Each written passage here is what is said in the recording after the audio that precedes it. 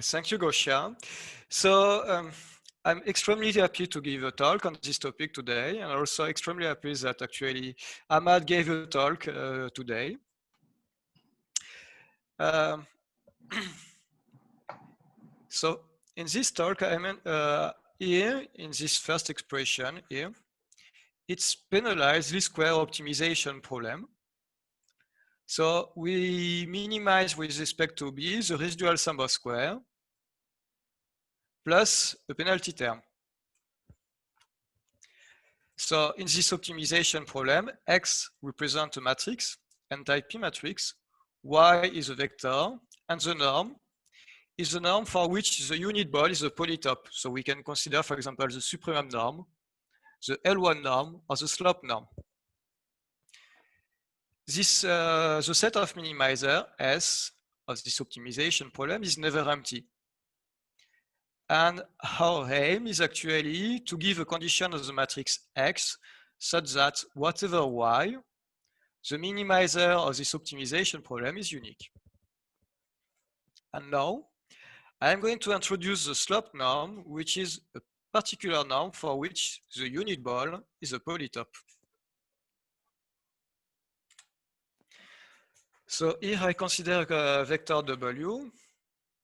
Components of W are decreasing and non-negative. The slope norm is defined like this.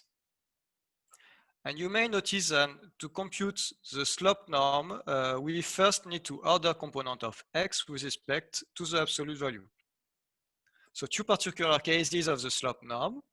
When the first component is equal to 1, and other components are all equal to 0, the slope norm coincides with the supremum norm. And when all components of W are equal to 1, the slope norm coincides with the L1 norm. And here you may see some illustration of unit ball of slope norm. Okay, so the first optimization problem given here is actually slope optimization problem. It's a particular case of penalized least square optimization problem. Also, you may notice that when, or maybe up, when components of W are all equal to lambda, then the slope optimization problem coincides with the lasso optimization problem. So in the lasso optimization problem, we minimize with respect to B the residual sum of square plus a penalty term. The penalty term is the L1 norm scaled by the tuning parameter lambda. And actually, when lambda is infinitely small, this optimization problem coincides with the basis pursuit optimization problem given here. And in the basis pursuit optimization problem, among solution B of the linear system of equation xb equal y, we pick the solution for which the L1 norm is minimal. Now, for the basis pursuit optimization problem, we are going to give a condition on the matrix X such that whatever Y, the minimizer of the basis pursuit optimization problem is unique. And we have this result.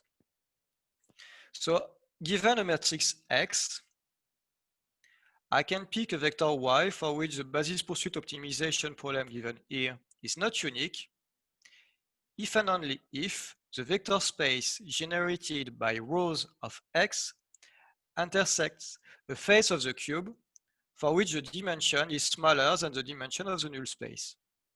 And I'm going to illustrate this theorem.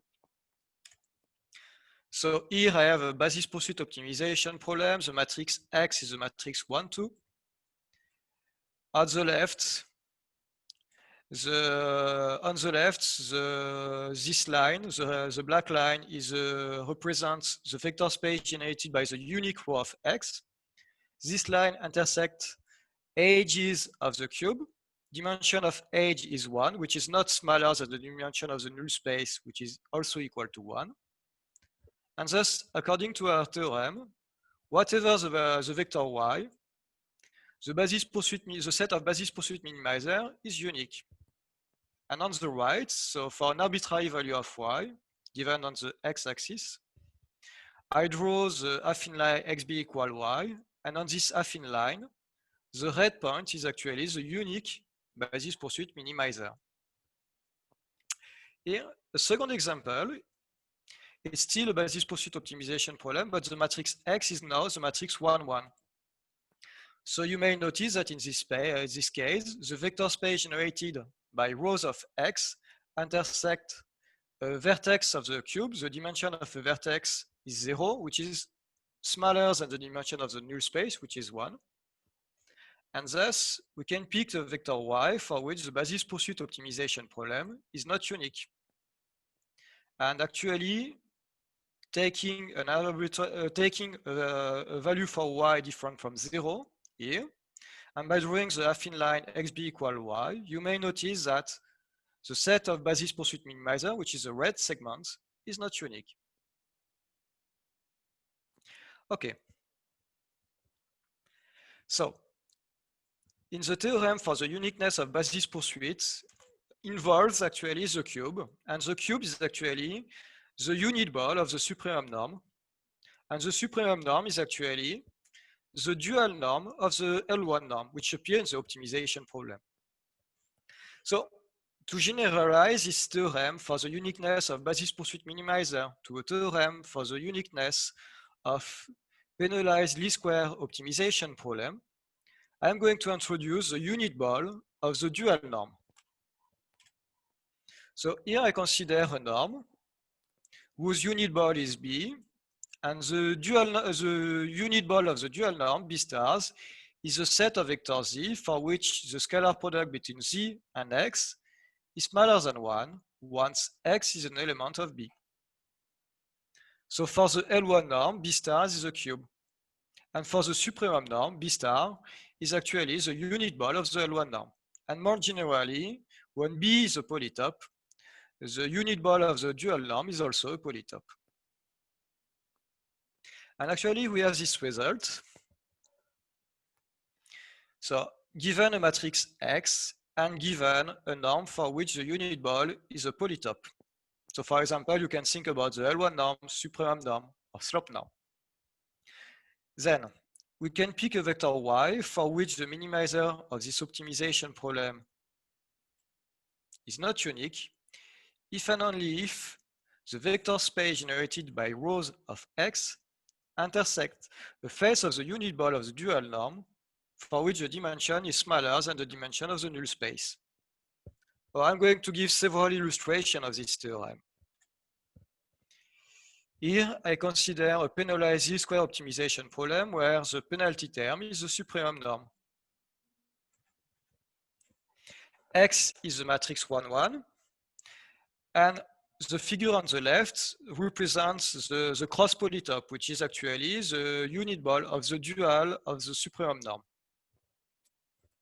You may notice that the vector space generated by the unique row of X intersect edges of the cross polytop.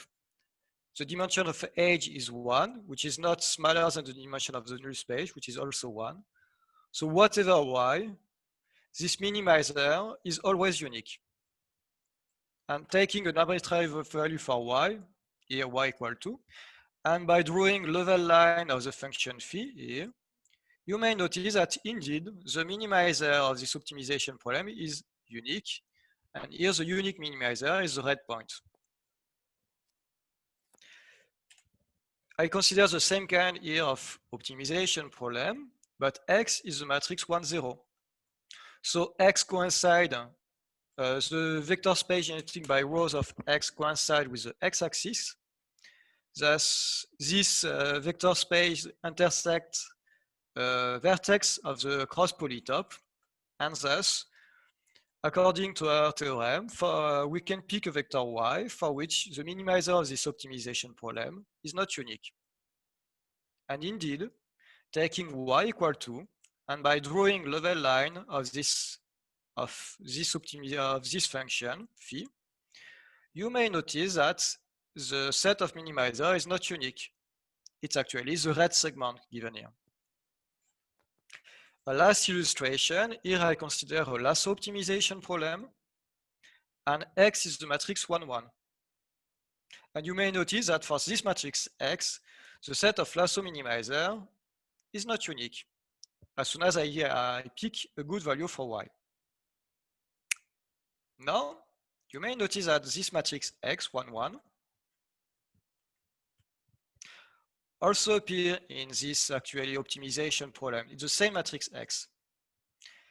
And actually, you may notice also that in this example, we can pick a Y for basis pursuit for which the set of basis pursuit minimizer is not unique.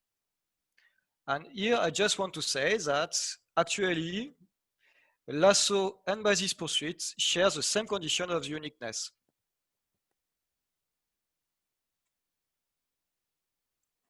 Okay, oh, maybe. Okay, so we have seen that for both lasso and basis pursuit, the theorem for uniqueness involves the cube. And actually, and more specifically, the uniqueness, to know if the uniqueness occurs, we look at how actually the vector space generated by rows intersect faces of the cube. If in addition, we have a notion of model which coincides with faces of the cube, where we can provide actually a theoretical result for selection of model. And a natural model associated to faces of the cube is actually sign vectors. Oops. Okay. So given a matrix X, given a tuning parameter lambda, a sign vector sigma, so it's a vector for which components are -1, 0, or 1, is accessible for lasso or for BP, basis pursuit, if we can pick a vector Y, and we can pick a lasso minimizer at beta associated to Y, or basis pursuit minimizer associated to Y, for which the sign vector associated to beta coincide with the sign vector sigma. And we can perfectly describe the set of accessible sign vectors. So a sign vector sigma is accessible if and only if the vector space generated by rows of X intersect a face of the cube associated to sigma. So it's a geometrical characterization of accessible sign vectors. We also have actually an analytical characterization. Sigma is accessible if and only if this implication holds. And you may notice that when X is known and sigma is known, we can easily check this characterization just by solving basis pursuit optimization problem. Now, I'm going to provide the same kind of result, but for slope. And for slope, I need to introduce a notion of model which fit well to slope optimization problem. So, a vector M, whose components are integers, is actually a model for slope if M is a null vector, or if at least one component of M is equal to 1 in absolute value, one component of M is equal to 2 in absolute value, and so on. The set of slope model which is finite is denoted actually MP. And there is, given a vector, we can naturally associate a slope model associated to this vector as illustrated in this example. You may also notice that actually the supremum norm of the model associated to X is actually the number of non-null clusters. So for example, in this example, the supremum norm of the model associated to X is 2, and you may notice that X has 2 non-null clusters. The first one contains component 1 and 4, which are equal in absolute value, and the second cluster only contains the second component. And we obtain this result. Now I'm going to describe the sign permutahedron, and actually the sign permutahedron is the unit ball of the dual of the slope norm. So I consider a slope norm here associated to a vector W. And the unit ball of the dual norm of the slope norm is actually the sign permutahedron. And the sign permutahedron is obtained by permutating component of W and changing their sign. By doing that, we obtain a finite family of points. And by taking the convex hull of this finite family of points, we obtain the sign permutahedron. So for example, when W is the vector 1, 1/2, I draw the sign permutahedron associated to this vector. You may notice that these vertices of this polytope are coordinate of vertices are equal in absolute value to 1 or 1/2. Also, I want to point out that given a vector x, once we compute the subdifferential of the slope norm at x, one obtain actually a face of the sign permutahedron. And we are going to see that via subdifferential calculus, we can provide a bijection between model for slope and faces of the sign permutahedron. So here, the mapping which to via subdifferential calculus, we see that there is a bijection between model for slope and faces of the sign permutahedron. So here, for example, it's an exhaustive description of a model for slope in dimension 2. And here I draw actually a sign permutahedron in the dimension 2. You may notice that each faces of the sign permutahedron is associated to a model for slope. For example, this face, this one, is associated to the model for slope 1, 1.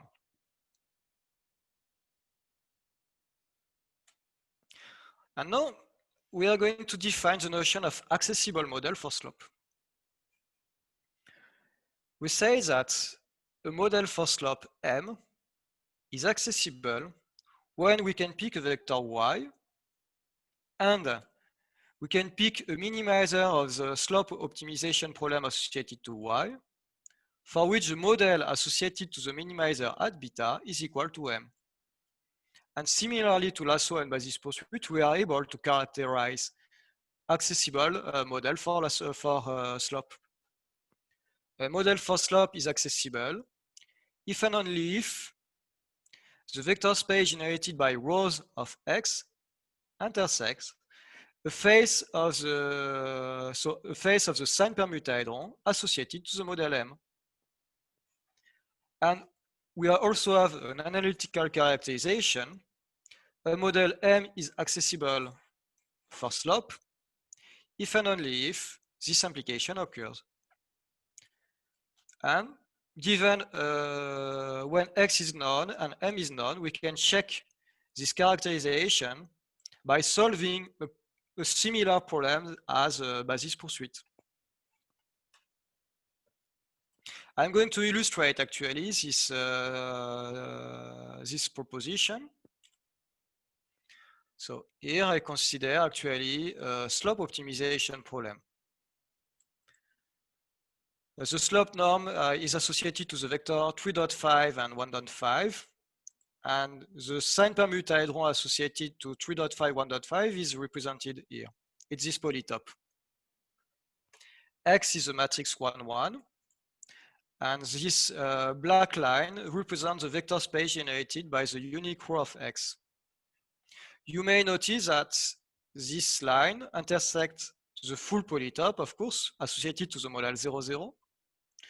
The intersect also this edge associated to the model 1, 1, and this edge associated to the model -1, 1, -1. So it means that accessible model for slope are 0, 0, 1, 1, or -1, -1. So with respect to y, we have three possibilities.